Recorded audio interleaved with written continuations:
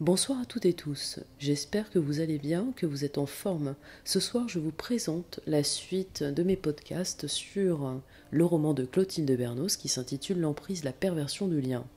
Si vous découvrez ce quatrième podcast qui s'intitule La passion, il s'agit donc du quatrième chapitre de ce roman que je vous invite vraiment à vous procurer parce que pour moi ça a été une pépite et ça m'a permis justement de mettre le mot-clé de pervers narcissique sur la personne avec laquelle j'étais et qui m'en a fait voir de toutes les couleurs, qui m'a fait vivre un enfer. Et dans ce livre, je me retrouve dans la peau de la victime. Donc je trouve qu'il est très très important de partager avec vous toutes ces informations et puis tous ces mots, les mots de cette victime, pour vous faire prendre conscience de la dangerosité du personnage.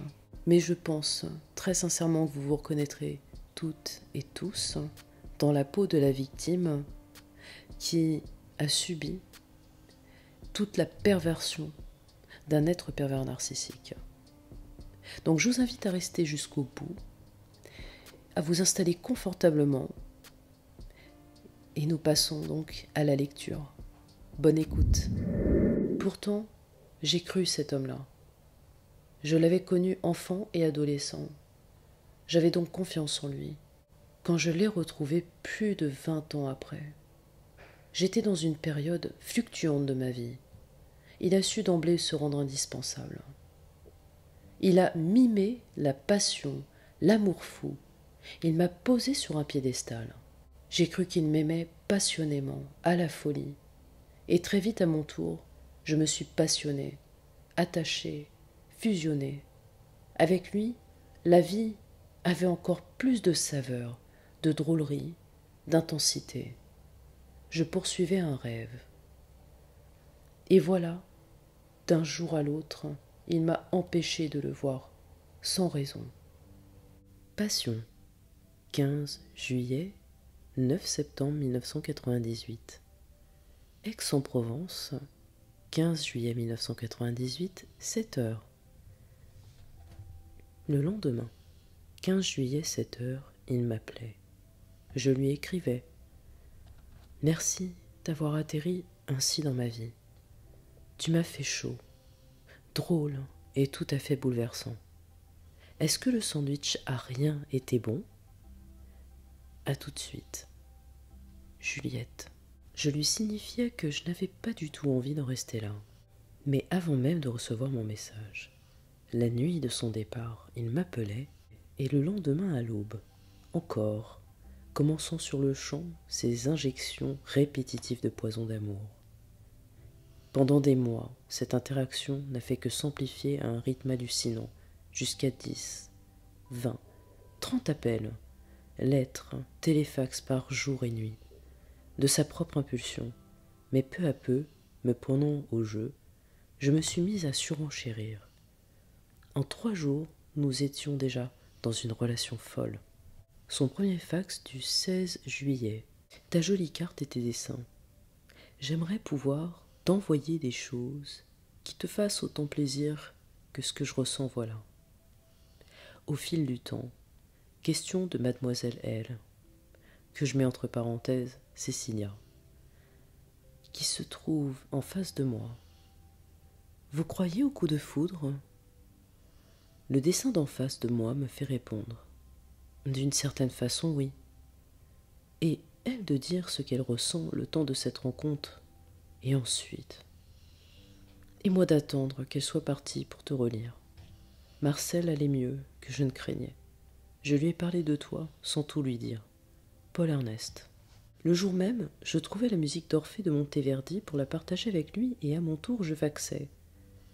Je viens de regarder où est 3 sur la carte. Fais quelque chose à la fin. Invente pour que ce soit moins loin. Je trouve inacceptable qu'à l'époque où l'on va sur Mars d'une pichenette et où voiture à gaz, propulseur existe, ce soit toujours aussi loin. Allez, invente. Pour toi, tu sais, j'irai en vélo jusqu'au bout du monde, jusqu'à la mer de Chine. Je t'embrase complètement. Je t'embrasse.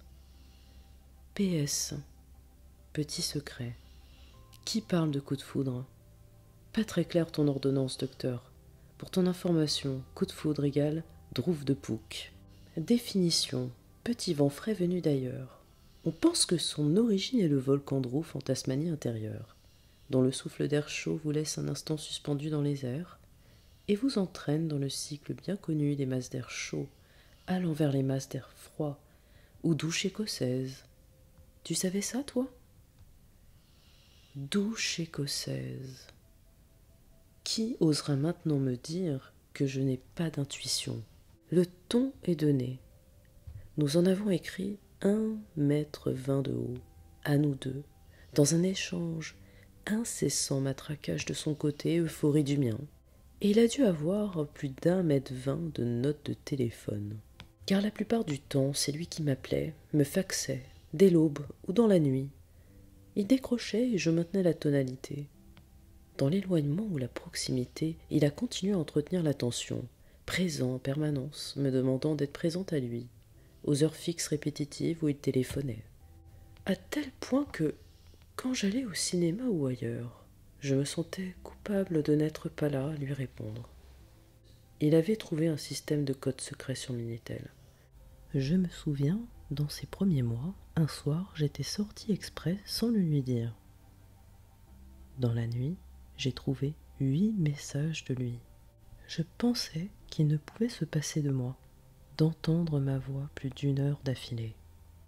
Je me sentais tenue d'être là pour lui, éprouver un manque si les circonstances l'empêchaient de se manifester plusieurs heures de suite, dans un climat d'euphorie, ce qui empêchait toute lucidité.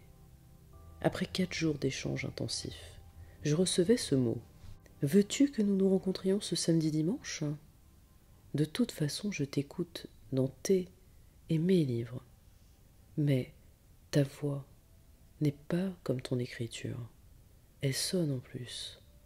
Si tu crois que c'est possible et que tu le souhaites, je peux me mettre en route samedi vers 19h30, et peut-être pourrions-nous nous retrouver à Lyon, sinon ailleurs ou plus tard. De toute façon, quand tu le souhaiteras. Je ne sais pas pour le S. Paul Ernest. » Je lui ai fait remarquer que, de toute façon, s'écrit sans S.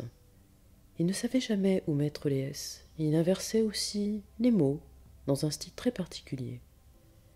De même, il n'a jamais pu écrire mes codes postaux convenablement. Beaucoup de ses lettres ont erré avant de me parvenir. J'ai noté que les rares fois où il m'écrit parmi les nombreuses fois où il m'empêchait soudainement de le voir, il ajoutait Madame Juliette B. sur l'enveloppe, comme aussi il éloignait soudain son visage du mien quand je voulais lui dire au revoir à la bonne distance, selon son expression. Une attitude paranoïaque sans aucun rapport existant.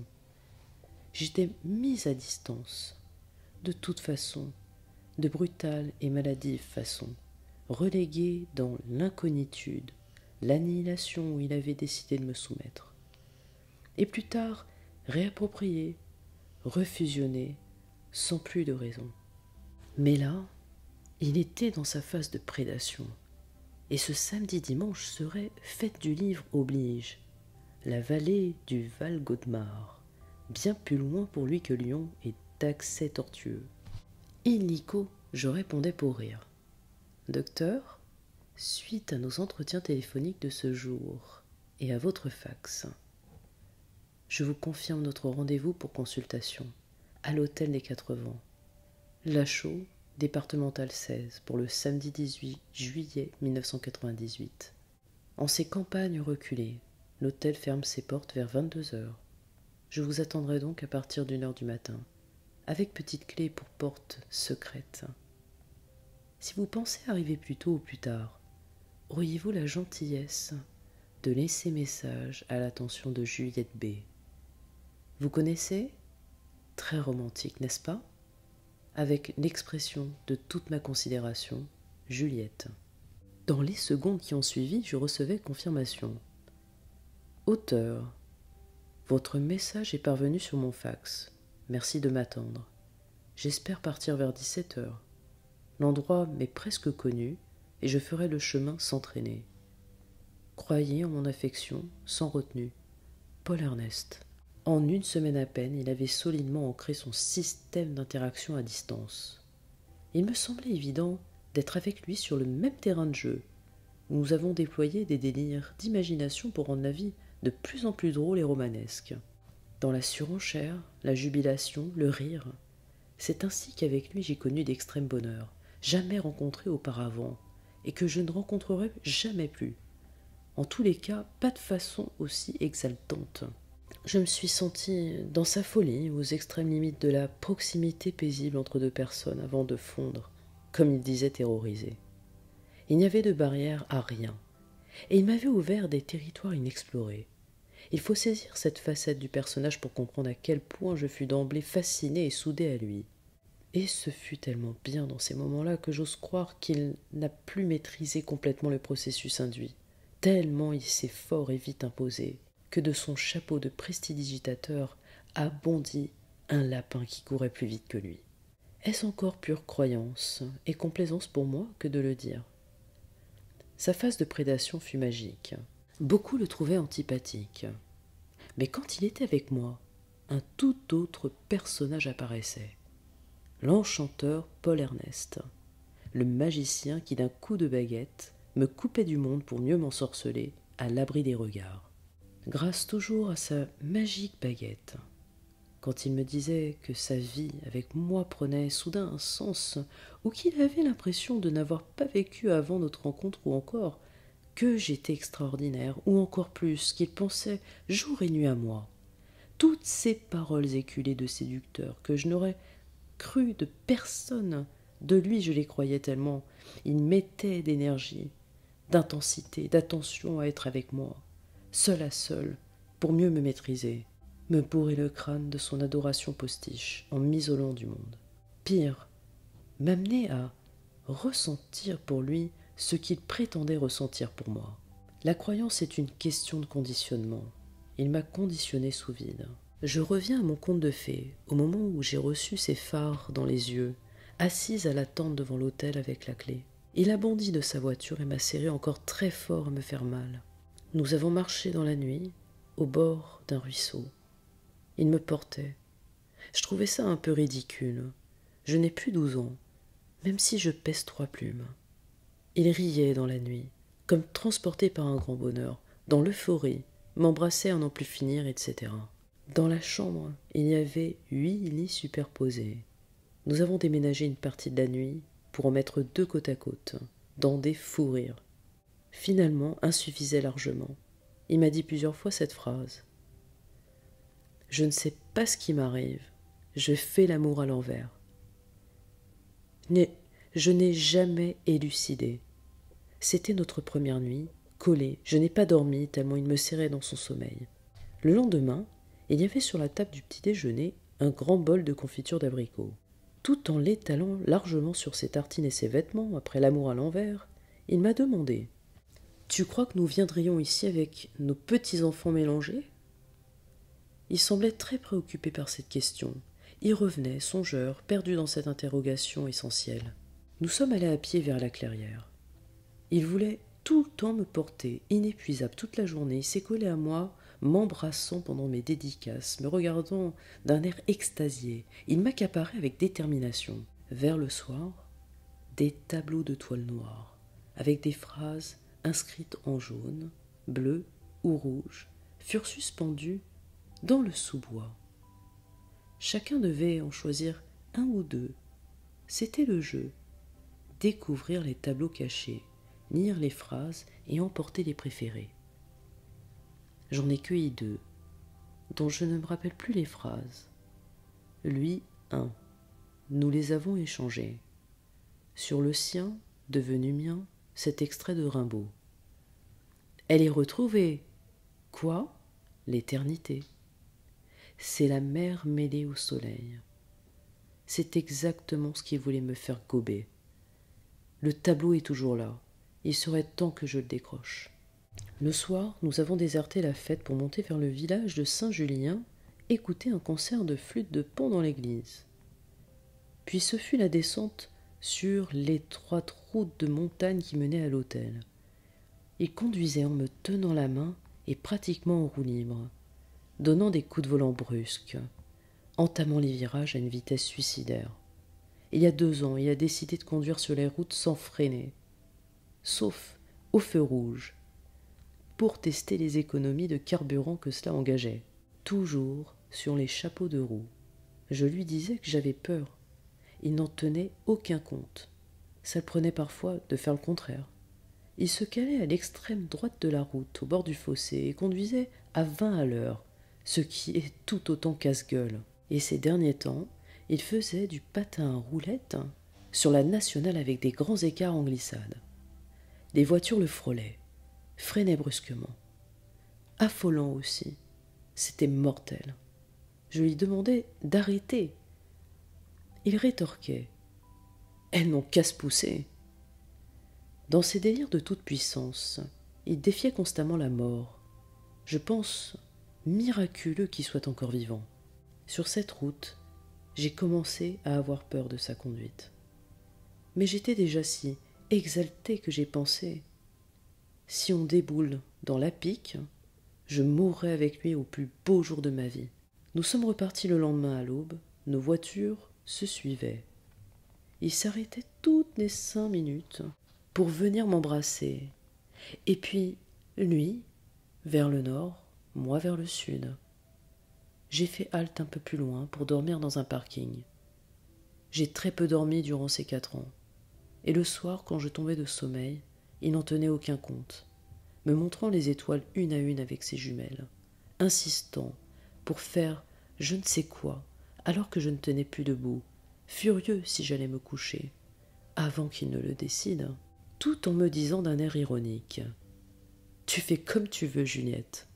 Pendant les 2 mois qui ont suivi, nous nous sommes retrouvés partout, de toutes les façons. Les fins de semaine s'enchaînaient à une vitesse vertigineuse avec leur auréole sur la tête. Il était là où j'étais, traversait la France en long et en large, jusqu'à l'île Tudy, au bout de la Bretagne, pour passer quelques heures avec moi. Il oubliait de dormir, lui aussi, et il a oublié tout un temps. Et lui seul le décidait. Je ne lui ai jamais demandé ni de quitter quiconque, ni d'être là tous les instants. Et pourtant, qu'il soit là à tout instant me semblait évident. L'énergie qu'il a employée à être avec moi, personne, même au temps de ma splendeur, ne l'a jamais employée de la sorte, à m'adorer. Tout ce que j'avais vécu auparavant m'apparaissait tiède et fade. Tous ces hommes qui ne voulaient jamais s'engager à rien, qui voulaient prendre sans rien donner. Et lui donnait tout, sans discernement, dans les extrémités d'un monde où lui seul avait accès. C'était merveilleux, et pourtant existant. Même si je pense que sa perversité a été pour moi plus nuisible que tout, je lui rends cet hommage d'avoir très bien joué à m'aduler, au point que j'y ai totalement cru. Pourtant, je ne suis ni une gourde, ni une oie blanche. S'il n'avait pas été ce malade, nous aurions été dans la connivence, la belle et humoristique vie à 2, un territoire unique qui ne pouvait que par nous être exploré. Mais après sa folie destructrice, a tout démoli, sans appel. J'ai tout essayé pour l'arrêter, sauf de le tuer. Mais la perversité est un mode de fonctionnement puissant et ravageur qui dépasse de beaucoup le fonctionnement humain. Je vivais avec mon dernier fils, sur qui je veillais attentivement dans sa période adolescente, n'aimant pas trop le laisser seul. Je me suis cependant arrangé pour retrouver cet homme, au prix d'organisation, d'acrobatie et d'invention de haut vol, car à ce moment-là, je séparais complètement nos vies. J'étais avec l'un ou avec l'autre, jamais les deux ensemble. Plus tard, j'ai continué à séparer les territoires pour d'autres raisons. Paul Ernest devenait de plus en plus agressif, méchant avec mes enfants. Tout fut passionné, excessif, à la limite de la respiration minimum qui permet de survivre. Même il y a 8 mois encore. Mais ce rythme sans relâche était indispensable, à lui pour ses raisons et à moi pour des raisons différentes. Lui, de m'approprier fermement comme une chose, moi, de vivre dans la passion amoureuse, le romanesque à outrance. Je poursuivais un rêve. Et chacun, à ce moment-là de l'histoire, a eu son content et son propre combat, je pense. J'ai trouvé un jour dans un livre prêté ses propos écrits de lui à lui, qui montrent qu'il avait conscience de sa déviance. Avait-il fait exprès de laisser ces mots? Était-ce un hasard? Date inconnue. Je suis comme les mauvais dans les bandes dessinées. Le cœur des personnages entonne. Il est pervers? C'est dans ma nature, dit le mauvais de la bande dessinée. Donc voilà, c'est dans ma nature. Et aussi au milieu d'une lettre à moi adressée, 16 septembre 2001. Animé par ton enthousiasme et ta vitalité, par ton élan et le sentiment que je découvrais quelqu'un, entre parenthèses un épouvantail animé, et le vent a soufflé, les oripeaux de luxe se sont envolés. Ne reste que le manche à balai et le vieux chapeau. Ou bien comme un automate déguisé en quelqu'un, et dont les ressorts apparaîtraient au grand jour. J'ai bien lu ton manuel abrégé. Cela m'a rappelé d'autres lectures. Si tu veux, j'ai, je crois, de la documentation sur le sujet. J'ai aussi l'expérience de ces gens, dont moi-même, bien entendu. Leur évolution ne fait pas envie. Le poisson Cyprien ne vit plus. Je l'ai retrouvé en rentrant de la cadière, à la surface de l'eau, immobile. Depuis quelques jours, il ne voulait plus trop ses dîners. Son bocal était négligé. Avant de partir pour Toulon, je l'avais nettoyé, frotté son bocal. Et Cyprien avait à nouveau de l'eau propre. Était-il malade avant, ou l'ai-je brutalisé par son nettoyage de son milieu de vie? Cyprien n'est plus vivant. Petit événement triste, symbolique peut-être de ce que je porte en moi. Fait savoir par flash comme il était, sans vraiment l'admettre. Cette permanente ambivalence attisait ma curiosité, me donnait envie de le connaître mieux, qu'il dise plus. Il était vraiment étrange, changeant, incernable. Je reconnais qu'au-delà de la passion amoureuse, j'ai éprouvé pour lui une passion ethnologique. Je voulais tenter de saisir les origines de sa bizarrerie, comprendre ce qui le faisait ainsi, m'approcher, le découvrir, l'explorer. Peut-être suis-je ethnologue de l'âme. Ce que j'ai découvert, un désert au milieu de la tempête. Il y eut Crest-Sainte-Marine, Le Crotoy, Paris, Lyon, Nice, Audincourt, Sublay, Fuveau, Volonne, Manosque, Fort-Calquier. Tout était bon pour lui, d'hôtel en hôtel, la conquête du monde. L'Amérique, tous les quarts d'heure, on jouait à la marelle, avec le ciel au bout, à tous les coups et chaque lundi, retour sur terre. Alors, la valse des fax, téléphones, lettres, messages secrets reprenait. De son côté surtout. Mais je m'étais prise au jeu, à tel point que souvent nous nous appelions ou faxions ensemble, sans savoir lequel avait commencé le premier. Après l'hôtel des Quatre Vents, il y eut l'hôtel du Pont à Crest, avec sa douche au milieu de la chambre.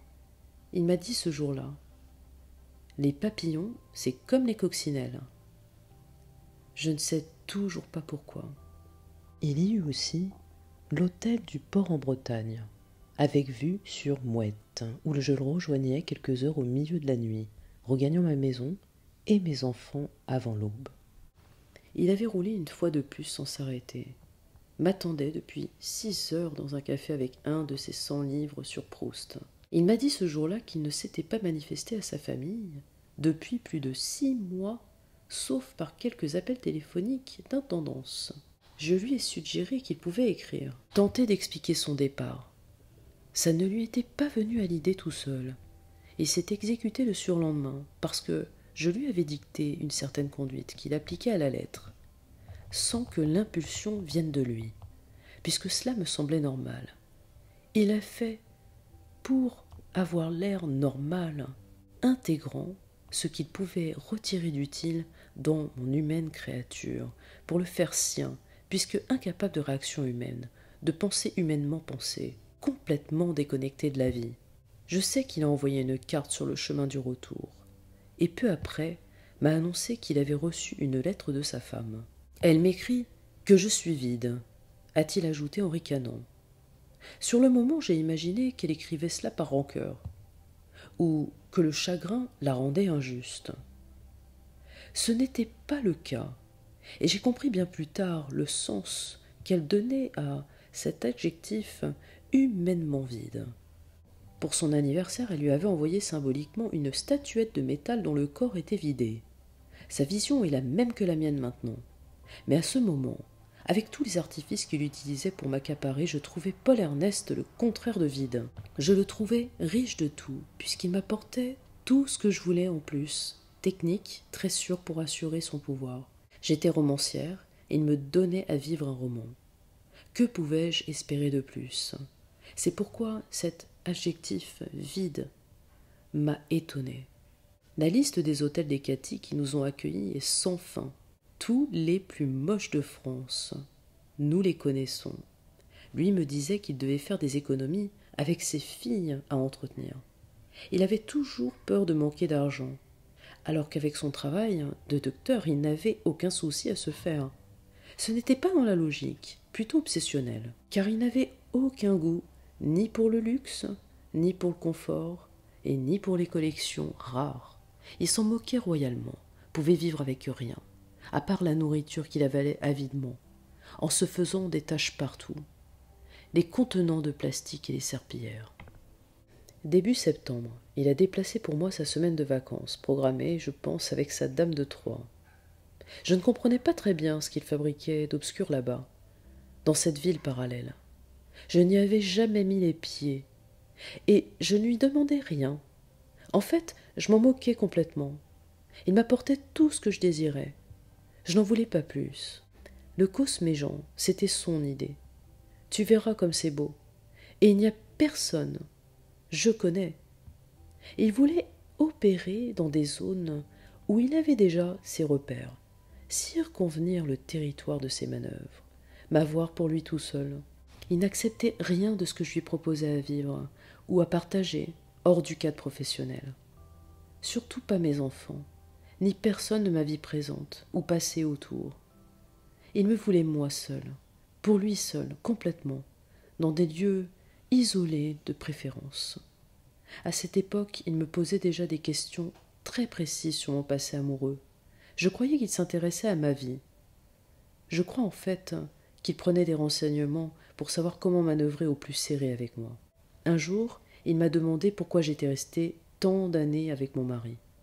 J'ai répondu « Parce que je l'aimais ».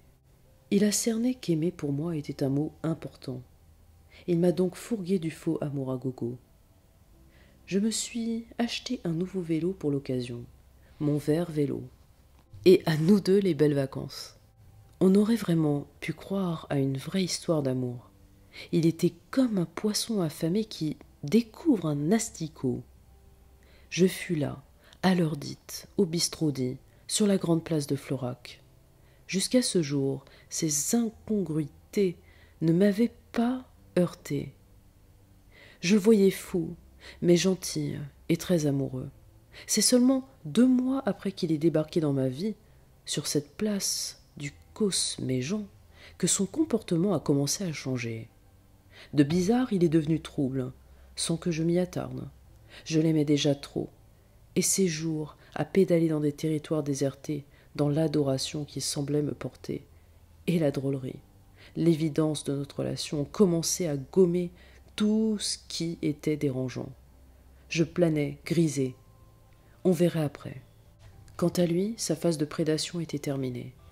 Il pouvait sans souci passer à la 2e étape de ses manœuvres, le jeu du yo-yo avec moi au bout. Le pan qui faisait la roue s'est métamorphosé en pan dépumé. Voilà, chers amis, c'était le petit podcast du jour. J'espère que celui-ci vous a plu. Lors du prochain, je vous parlerai du chapitre suivant qui s'intitule « Premier coup de théâtre ». Et cette fois-ci, vous allez voir comment l'histoire bascule d'un paradis à un enfer. Donc je vous invite à me rejoindre et à suivre tous les podcasts que je publie sur ma chaîne. Parce que je sais qu'ils seront nécessaires pour tout un tas de choses. Votre survie, votre reconstruction, votre bonheur futur et le fait de pouvoir se détacher d'un être si pervers. Voilà, je vous souhaite à toutes et tous une très très belle semaine. Je vous embrasse fort, je vous dis à très bientôt, prenez soin de vous et je vous dis ciao.